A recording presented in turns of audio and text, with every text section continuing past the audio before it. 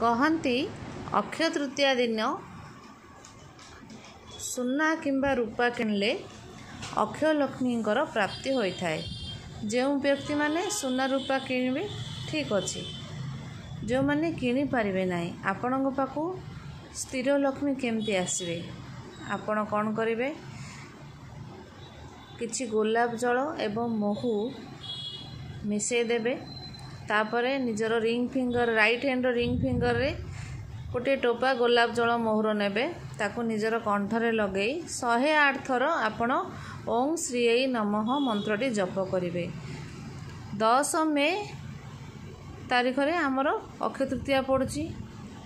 वृष राशि रे गजकेशरी जोग सृष्टि होची। यही उपायटी आपण सकाळ सूर्योदय 10:30 भितर करेंगे, कारण 10:30 पर्यंत रोहिणी नक्षत्र रहिबो एवं तापरे मृगशिरा नक्षत्र आरंभ हो जहाँकि मंगलंकर नक्षत्र।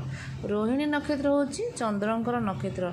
यही नक्षत्र रे आपण बृहस्पतिंकर उपाय करिबा द्वारा आपणको गजकेशरी जोगर लाभ मिलिबो एवं एही उपायटी आपणको अक्षय लक्ष्मीर प्राप्तिर सुजोग दब।